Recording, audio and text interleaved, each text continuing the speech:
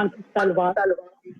I think we does not need any further introduction over here, but I always look up to him as an academician par excellence, as a person who's really devoted to research, and whatever he says, I feel are the golden words which we need to really imprint into our hearts.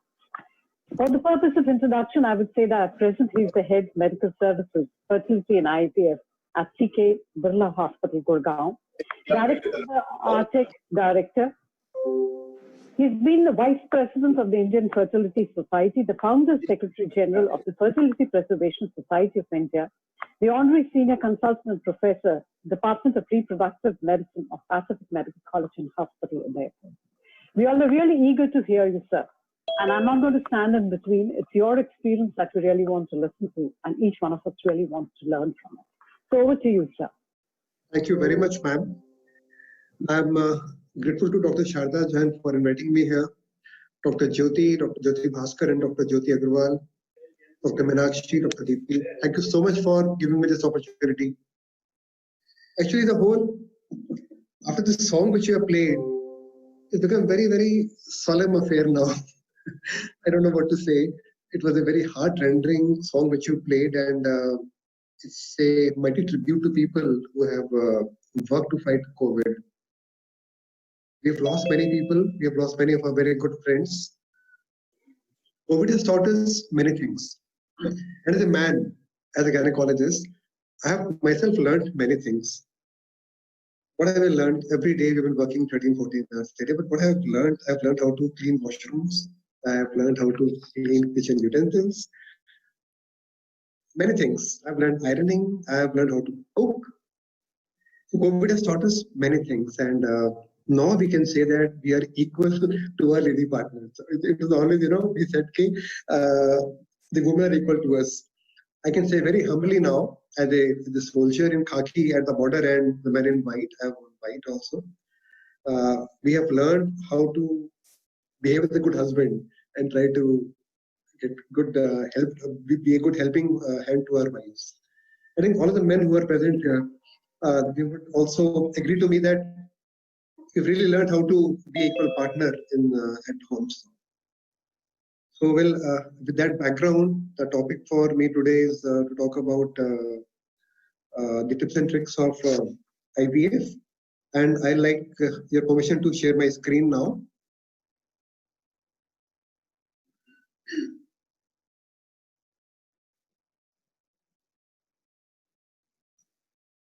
So this is my brief biodata. The topic is pretty vast and complex, and I have around 40-45 minutes I will talk. To talk about IVF, yesterday somebody was saying that nowadays every gynec, everyone is doing IVF. Everyone is a fertility specialist. But what makes us who are only doing fertility a bit slightly separate from other people?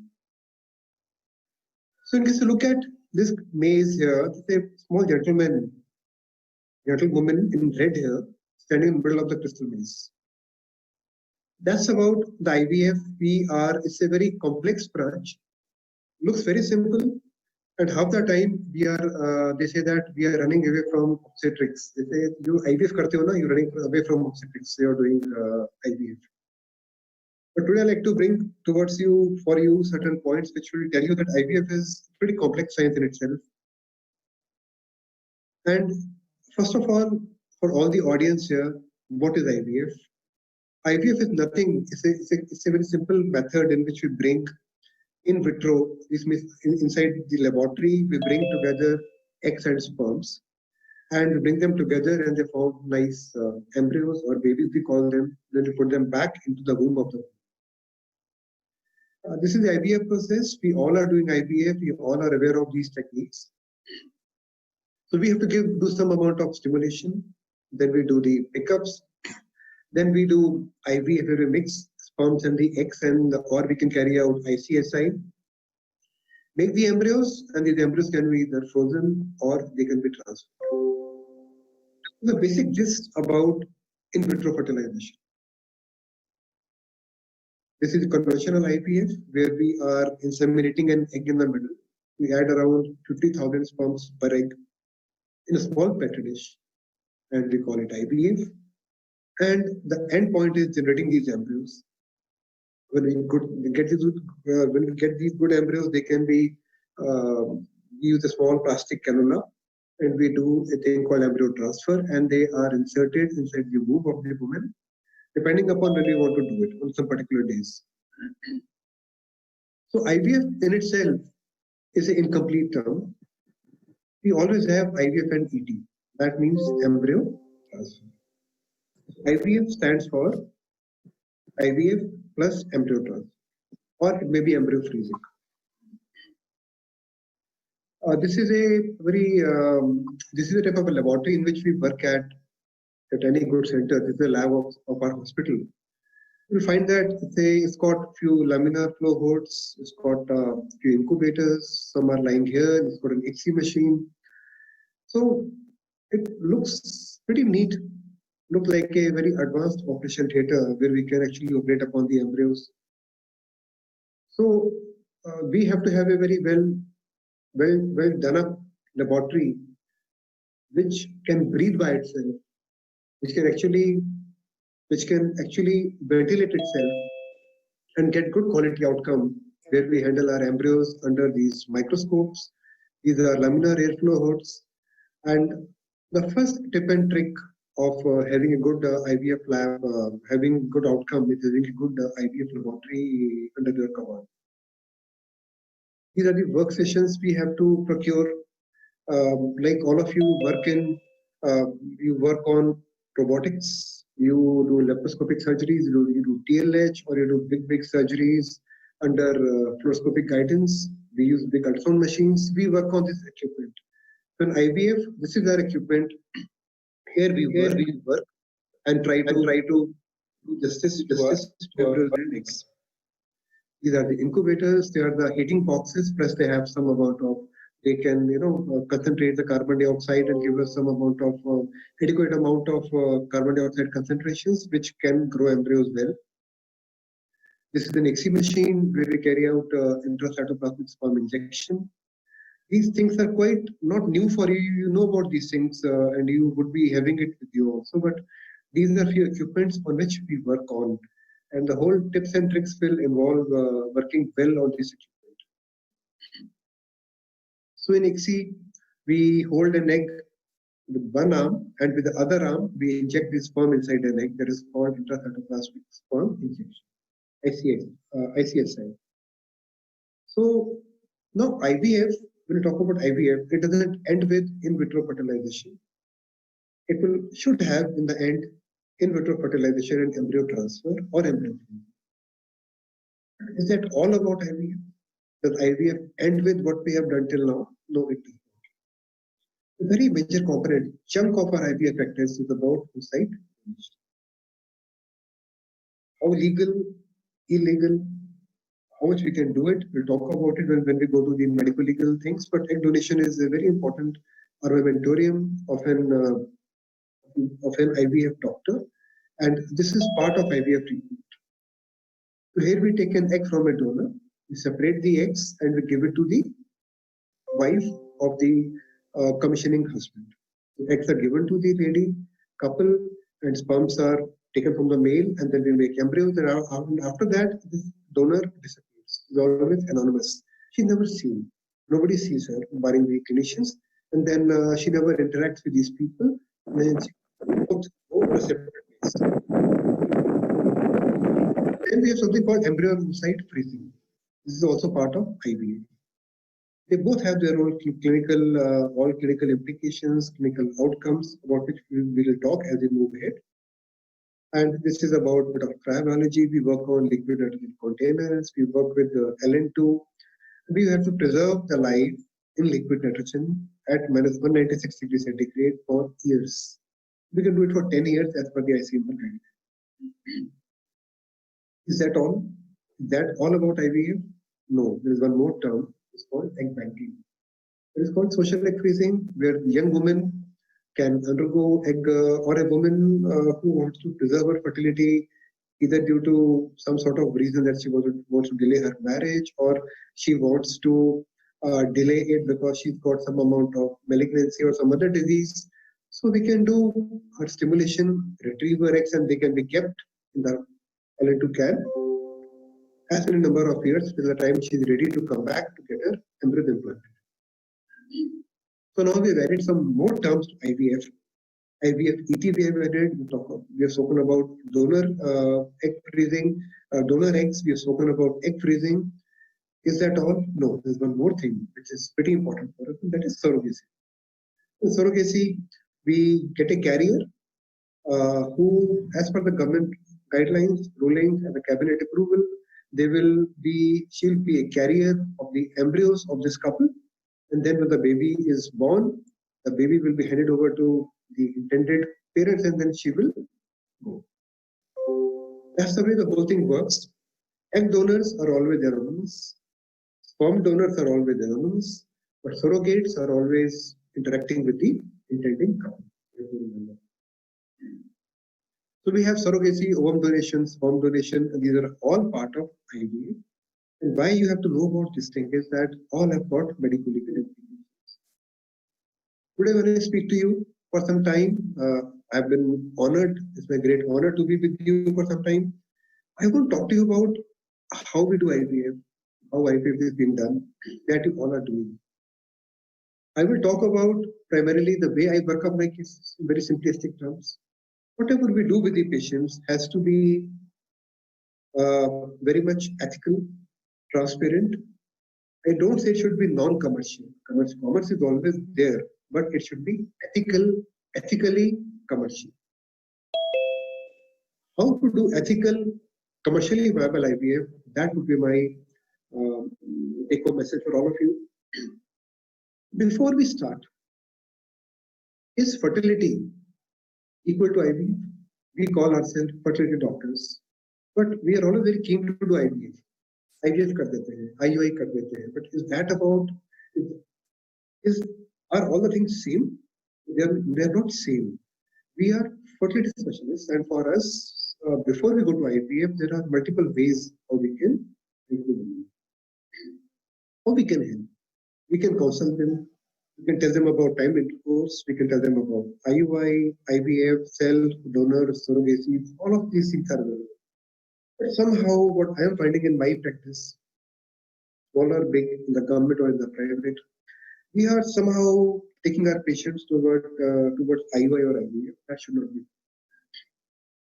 The first tip and trick of having success in the IVF is having a good patient selection and giving them ethical and transparent advice. So, when to do an IVF? Is IVF the first line of treatment modality? As I told you, it is not.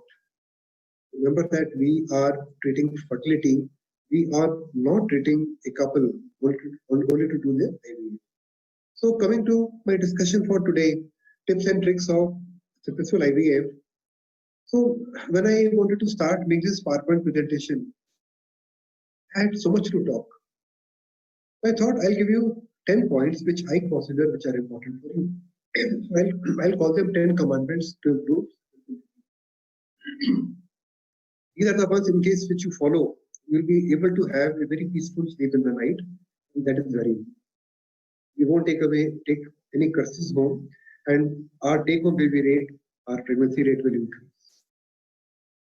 So there will be 10 points I'll be covering: case selection, pre-IVF workup, pre-IVF treatment, protocol selection, how to predict response, and avoiding complications in IVF, how to celebrate success, how to face the failure, and how to take assistance from better team, how to be humble enough to go to a better doctor, better team, work with them or refer the patient to them, and then the most important, how to avoid medical error. These are the 5 things I'll be covering first, and I'm sure that you may be wondering, why is he talking about, what is big in this? We do it every day. Why is he talking about case selection? What I can teach anyone about case selection? Let's see. Male factor, basic anatomy, we all know. So basically, when we talk about male factor, we're talking about few drops of semen in the bottle, and we are treating the man with few drops of semen. That's not the way we should be doing. We should be having an advanced embryology lab with us. And we have to work up the male for severe oligospermia or severe oats. Very poor morphology, less than 1% or 2%, we have to cater for. The average morphology for the man should be more than 4%. The count should be more than 15 million, but when the count becomes less than 5 million, I think we should go in for IVF. And when he has azoospermia, we should go in for IVF. There is no patient of azoospermia in which we can't do IVF. Even FSH of 20-25 IVF can be attempted in case patient can. To give an option, take help of a urologist in all these three conditions. What is required is a good embryologist with you, a good urologist, or in case you can do these things, nothing like it. Take the team together. These are the three primarily indications of doing an IVF for the male. I've seen in my practice, the male has got some sort of sexual dysfunction. They are unable to have a regular contact, and we tell them, go for it. These are not indications of IVF. In the male, these are three indications of IVF which we should be following. So in case you really want to do a good job on the patient, always have a urologist or an embryologist in your team, and have a basic to advanced embryology lab along with your center, which can give you better outcome. Female factors. What are the factors in the female which will tell us that we should do an IVF for it? When should we do IUI? Should we do IVF, or we should wait? The end point is getting such beautiful metaphase to oocytes in the female. So always carry out an HSG. See that the tubes are patent or blocked.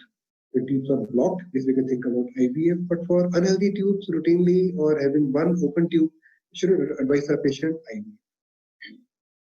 Everything costs money. It will be a breach of trust for the patient in case you take blocked, partially blocked one tube or unhealthy tube for IVF directly. Laparoscopy we were carrying out for nearly every patient. For the past 6-7 years, we have not done a single laparoscopy for diagnostic purposes. There is no role of doing a diagnostic laparoscopy. Don't do it. No role of doing a diagnostic hysteroscopy for the patient. Don't do it. There are indications. Until you don't have a polyp, intrauterine polyp, until you don't have a big fibroid which is compressing the endometrium, until you don't have a nice, good-looking hydrosalpinx, or you have a big endometrioma, which is going to come in the middle, in the way of the needle, there is no role of carrying out a surgery for the patient by doing laparoscopy or a. Now, these are not the tips and tricks. You may wonder what is tips and tricks in this. But remember, the more we interfere with the normal physiology of the woman, more things we will damage. We find a small septum and we start doing a scopy and removing that septum, or you have a small arcuate uterus, we start correcting it, will cause more damage, and finally we'll have Usher syndrome, or we'll have intrauterine adhesions at the fundus. Avoid unnecessary surgeries.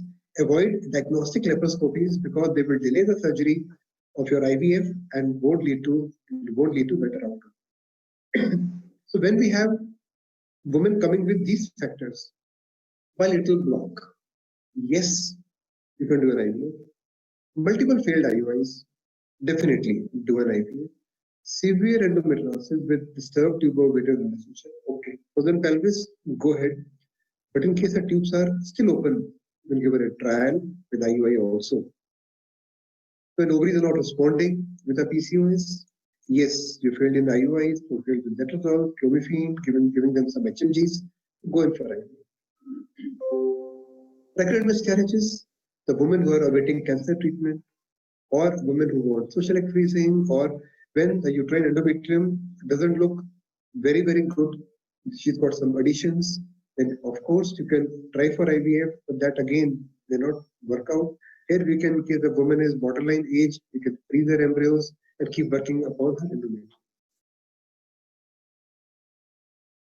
Recurrent pregnancy losses, when you want to do PGS or PGD, definitely yes, you can do IVF. And poor ovarian reserve, at once engaged, IVF can be done. Here we do it for pulling of the embryos. We get 1 or 2 embryos in every cycle and we pull them together and then we can put them back into her womb. In case there's a Mullerian anomaly that requires surgical correction, yes, patient can be sent to you. You can do surgical correction and then carry out IVF. No ovarian reserve, definitely yes. There is not much of a time. In case woman is more than 35, 36, there is no role of IUI here. I feel that she's going to lose her ovarian reserve. And her eggs are in few thousands at around 37, 38. Do her IVF with low AMH. But in a woman with low AMH at say AMH of 0.7, 0.8, 0.8 at 32 years of age, there is no role of IVF again. She will benefit very well with IVF in case the tube IUI in case the tubes are open and in case his semen count is fine. Males we can refer for treatment with these many conditions. And here again, these are not the actual indications of doing an IVF in the male. I think we should try to treat and only then when it's fine going for IUI or IVF. So, but when we have severe oligospermia, when we can't treat the male, do an IVF. Azoospermia, they've told you, any patient we can get his sperm after surgical sperm retrieval. Don't be in a hurry. Don't make them worry that okay, we can't get sperms from you. We can get them very easily. Erectile dysfunction, retrograde ejaculation, we can do IUI, we can manage them empirically. Grade 3, grade 4 varicocele, we can operate. Let the sperm count come up. There is no hurry to carry out an IVF. IUI can also work here. And idiopathic infertility, after we have done an IUI for the patient, IVF can be offered, but initially always try to offer them IUI. These were few concrete indications of doing an IVF. What have we learned from this slide? The main thing we have learned is that before we take up any patient for IVF, in case possible, carry out one IUI.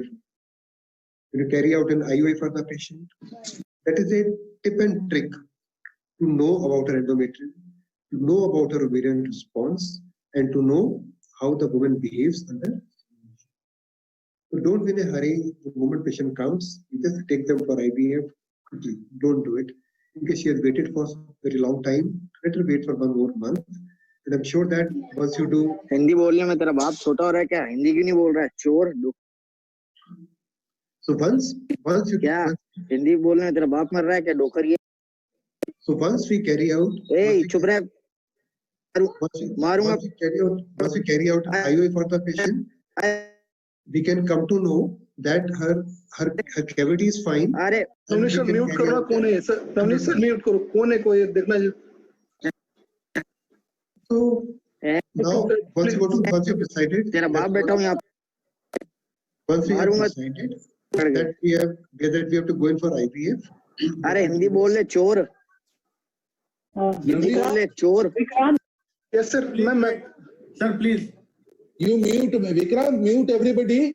I mute everybody. तेरा बाप लगता है विक्रम बोल रहा है. हैं?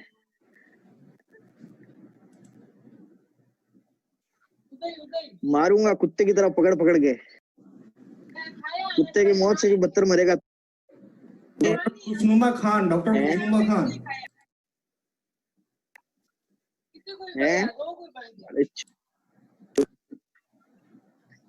तुम पेशेंटों को लूटते हो तुम पागल बना के. सर रिमूव करो उसको. कौन है? तेरा बाप. रिमूव कर दिया. Remove from the meeting. कौन है? कौन था ये सर? डॉक्टर खुशनुमा खान से लॉगिन हुआ था. इनको मीटिंग से बाहर कर दो. कर दिया मैम. कर दिया बात. Thank you. Please go ahead. Sir, please.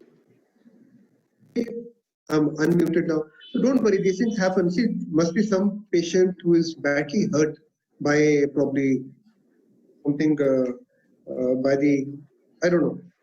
So these things happen. So we'll move ahead. So when we start with the treatment, the pre-IVF workup, how we should do. The second point.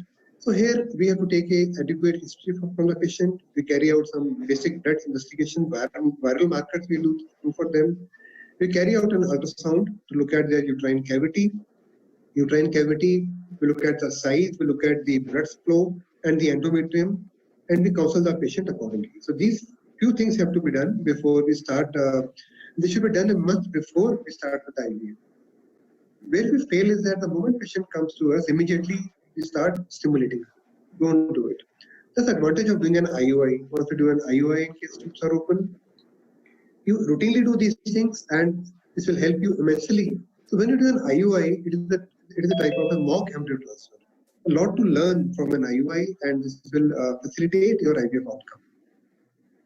So check for their BMI, tell them to lose weight. This is very important.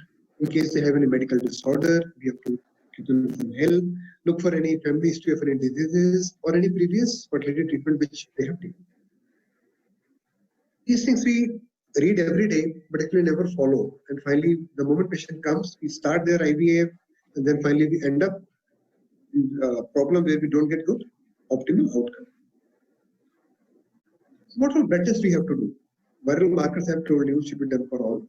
What I do is, I do on day 2 AMH.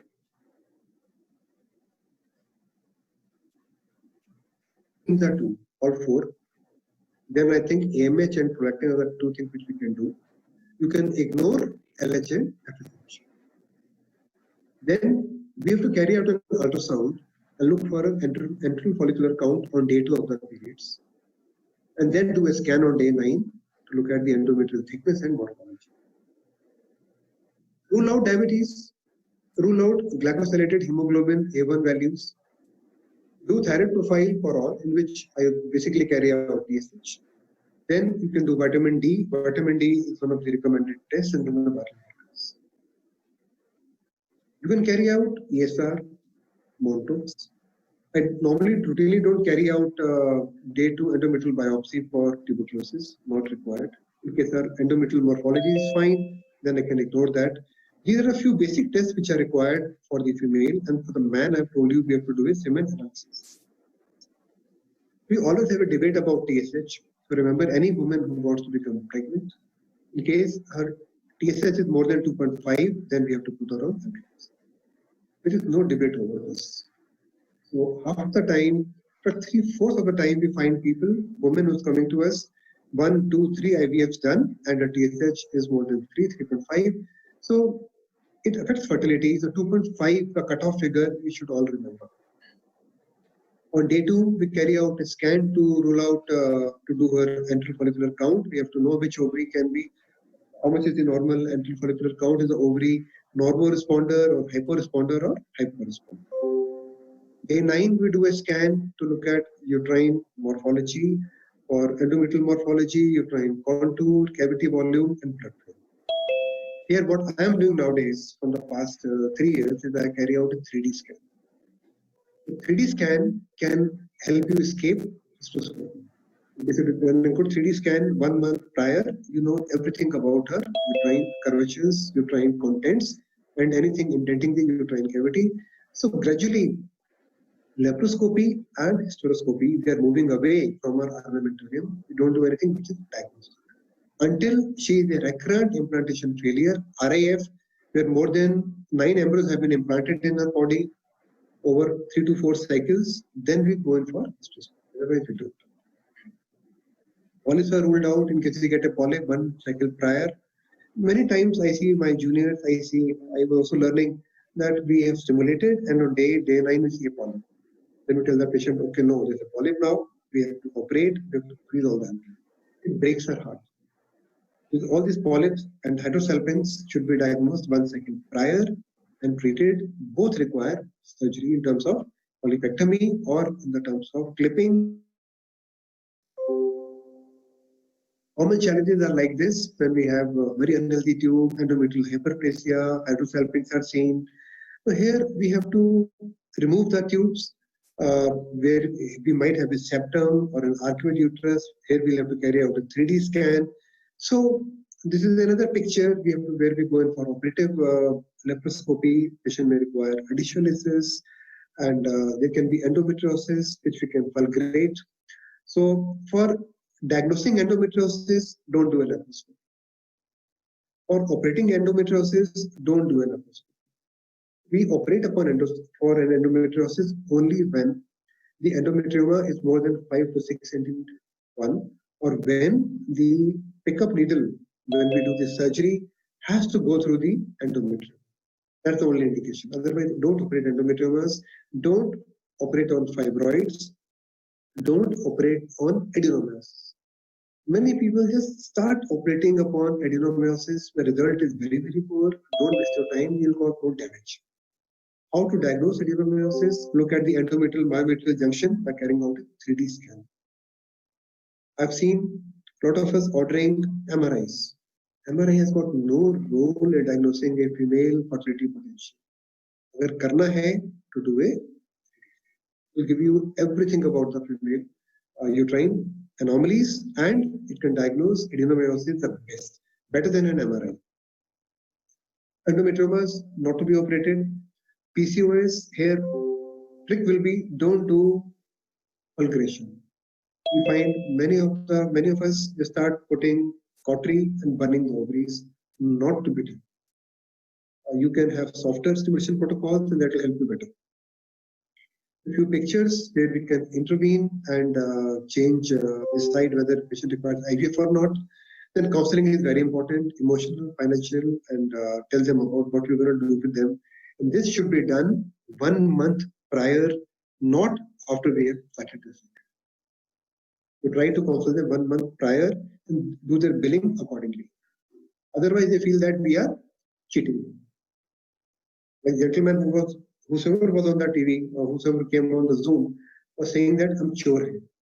I don't know who he was, but अगर हम एक महीना पहले सब कुछ ठीक से करेंगे और पेशेंट को ठीक से बजटिंग करके देंगे, कॉमर्स समझाएंगे, problem will never come. Pre-IVF treatment, multiple things are available with us. DHEA, melatonin, growth hormone, OCPs, estradiol, progesterone pre-treatment, arginine. Out of all these things, I'm sure we all would be using these things. Even I use many times, but none of these things have got any advantage in giving better outcome in IVF. OCPs has got some advantage when you want to do batching. OCPs are not recommended. DHEA, borderline evidence. Arginine, plus evidence, we can give it for endometrial lining. Growth hormone, not much of evidence. Estradiol, progesterone pre-treatment, no evidence. No. Do we use them? Yes, I'm sure we all use them. What does the evidence says? Evidence says growth hormone or DHEA is not actually ideal. This is from the NICE guidelines. The same thing has come from BFS in 2018. Pre-treatment is conditional, is not recommended, as you can see here, with estrogens. Pre-treatment with progesterones is not recommended. OCP treatment is not recommended. It will probably cause some harm, not recommended. But yes, when you want to make batches, yes, you can do it, but not for improving the outcome. GnRH antagonist, before we start the treatment, many people give not recommended. Don't complicate the treatment.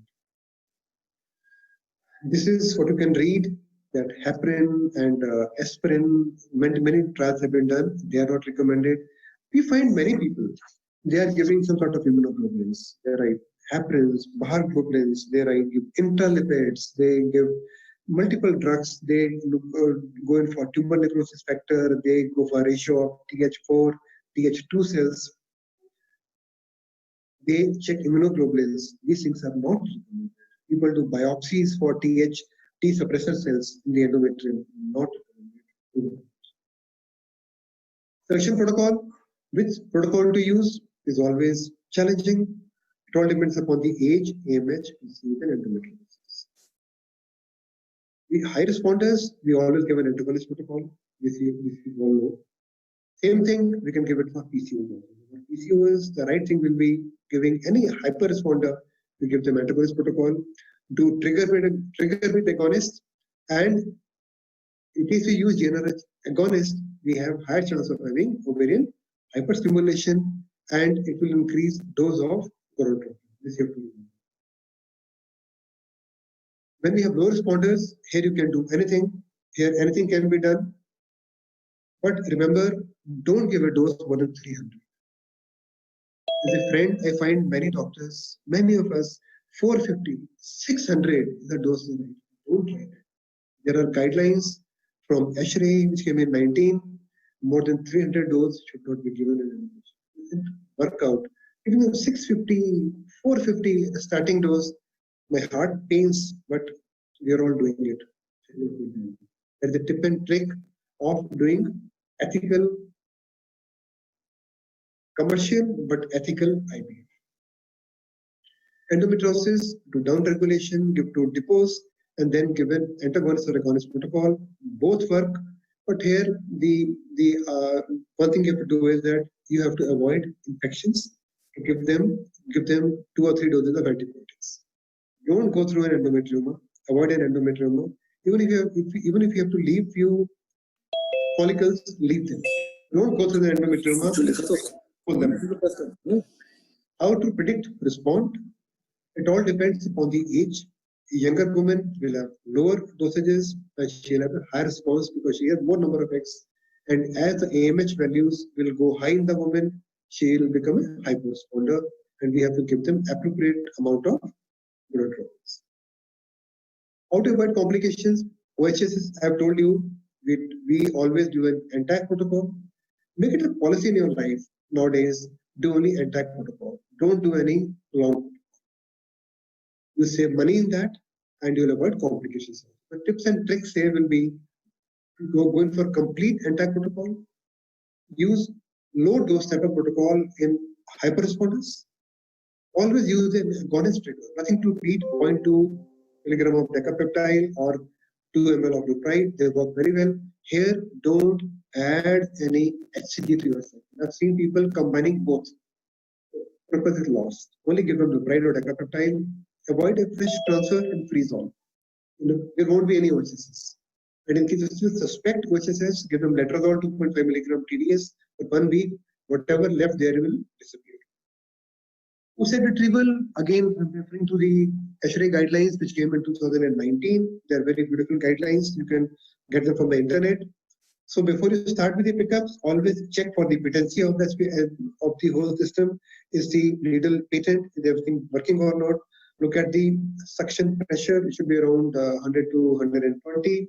See that the tube is not kinked. See that the biopsy guide is properly fixed, and tube and heat everything which you're using.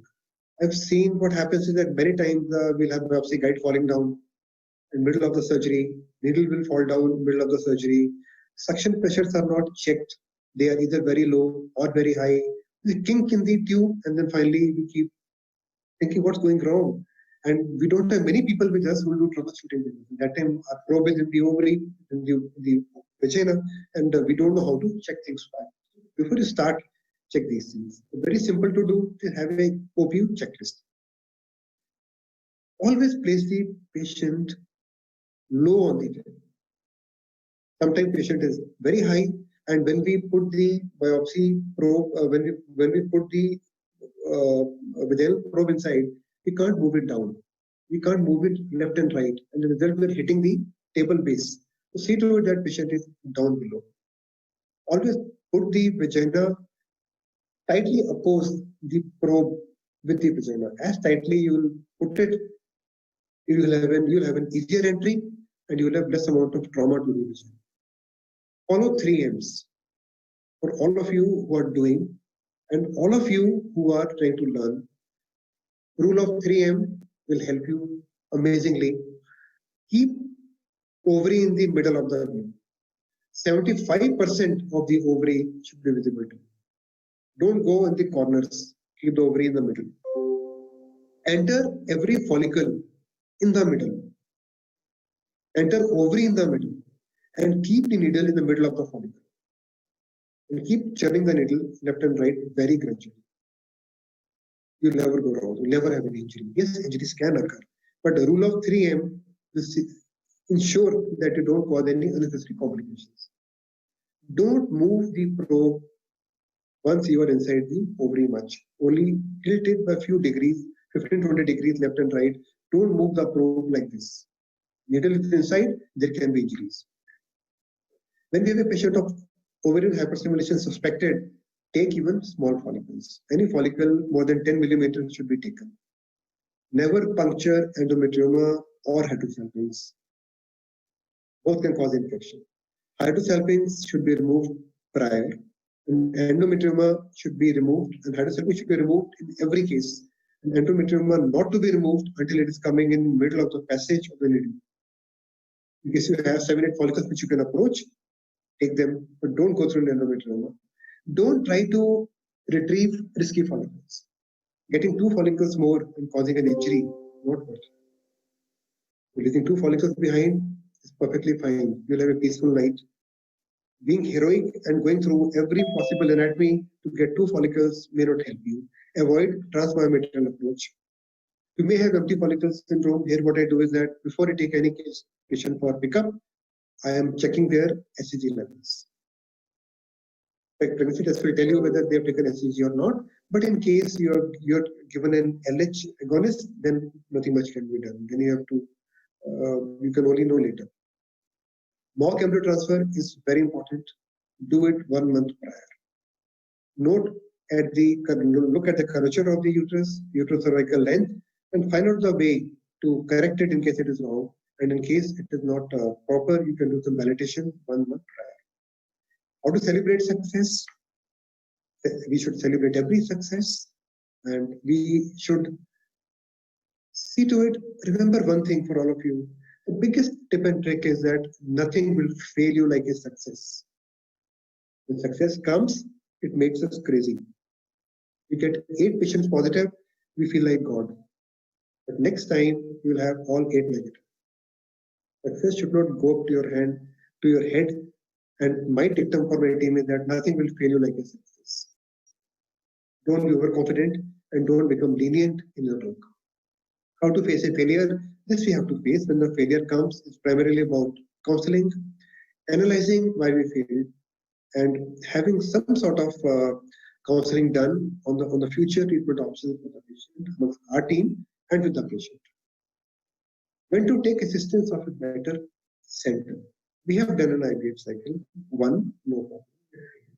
Second time, again, we're having a problem. Then go to a bigger center. Go to a bigger center which have got better facilities, who can manage better recurrent IVF failures, who have better facilities for the male factor, better facilities to manage uterine anomalies. So ask for help. In case of a patient who has got diabetes or uncontrolled thyroid, take help of the bigger center. You don't become small, you become bigger. How to avoid medical legal complications? Last 5 minutes. This is the key thing to avoid problems. We all can do good IVF, but only few of us know how to avoid complications, medical legal complications. When we have a complication occurring in our lives, in our patient, we can always cover them up. We can call each other. But medical legal complications, when they occur, you will be all alone. You will be all alone, no one to help you, and everybody will call us by names the way this person was behaving 10 minutes back. I think he has taught me a lot of things when I heard to him. Must be a very hurt soul. Medical legal aspects in ART. Read this figure. This is the consent form 4.4 from 2005. Use embryos for the third party. Paragraph A. Means we have spare embryos, frozen embryos. We can give it to the third party. It's called embryo donation.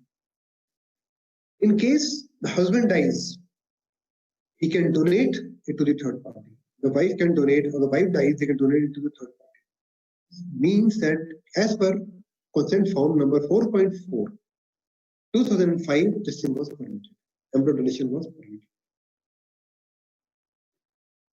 2010, bill came. These are a few forms are there. What I suggest, in case you want to live and sleep peacefully, go to the guidelines, download these forms, make a file and a folder. And before you start any patient, see these forms. These will save you from being gully-toed. Always take consent on these forms. ICMR, government regulatory bodies will only see these forms when they are present. And this form A2, form G, then form M, and then these are the forms we have. And in the end, we have a form called form V. That is oath of secrecy.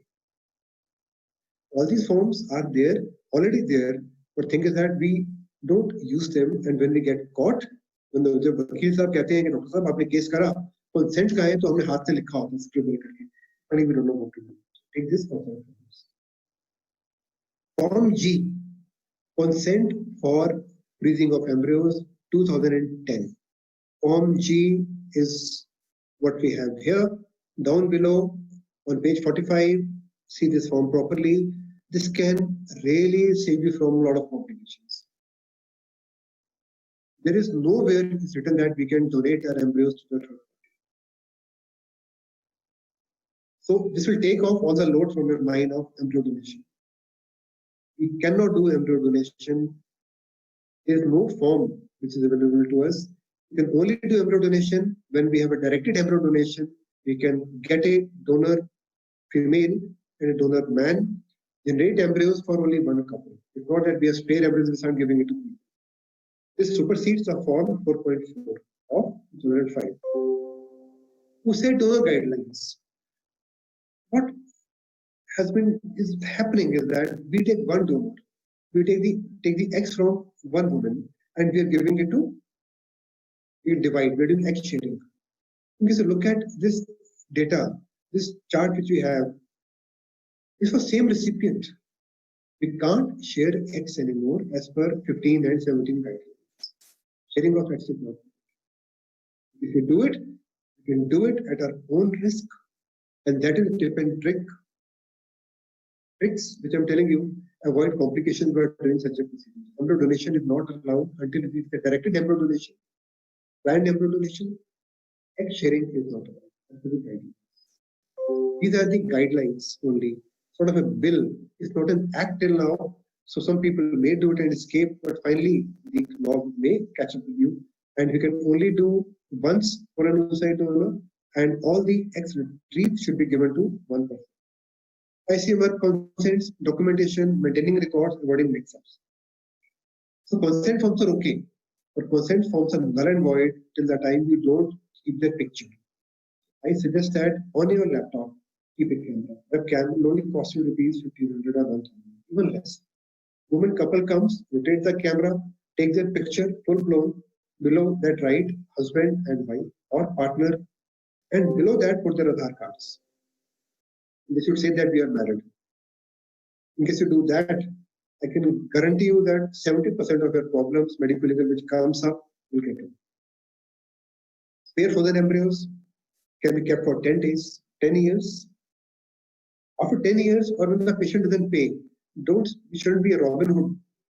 Embryo rakhe, kisi ko bhi de do. Nahi dene ka. They have to be perishing or donated to ICMR. It cannot be gifted to anybody else. If you do this, someday we'll have a problem, and then nobody will support us. Avoid lab mix-ups. As we all know, the part of an embryology people who are with you, you have to avoid mix-up in the sperms, eggs, and embryos. Surrogacy Bill 2020 bill is not become an act till now. Many things are there. I won't talk about it much, but all you have to know only one thing. It was approved on 5th of February by Standing Committee of the Rajya Sabha. It says that any woman can be a surrogate. Any woman can be a surrogate. We had a clause initially that it had to be close relative. That has been removed. And there are multiple things have been removed. 15 factors have been removed. But you have to remember that now any surrogate we can hire. Now they are hired not on payments of 20 lakh rupees, 18 lakh rupees. Surrogates have to get paid only for their medical expenditure and ancillary. This is what this Rajya Sabha bill or this bill finally says. So we have to know how it was planned, and it had 23 members of the standing committee. Dr. Shri Bhupinder Yadav was the chairman. So that's something about the surrogacy part I wanted to cover in short. So continuous improvement is better than delayed perfection.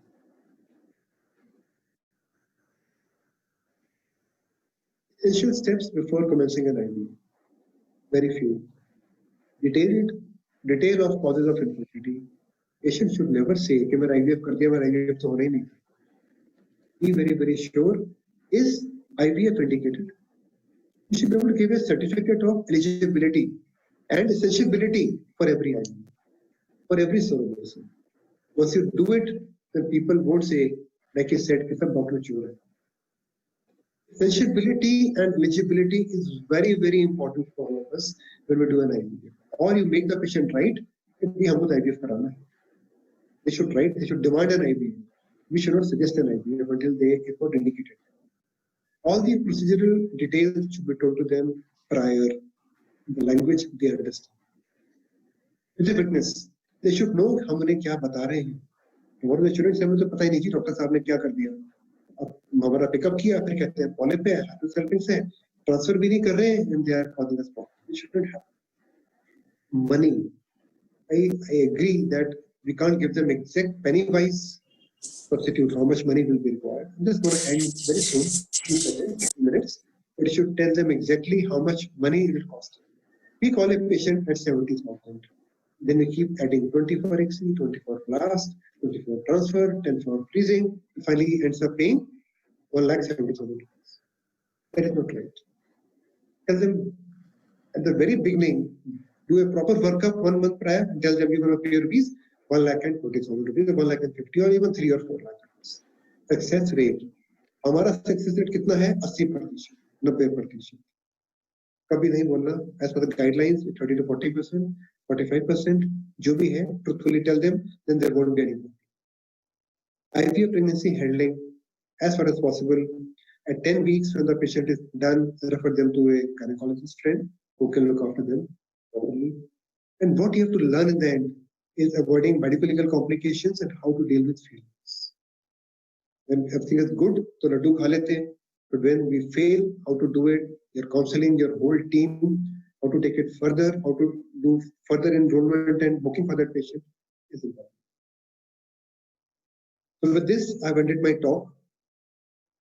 I've not talked about much of big science and references because I wanted to limit myself.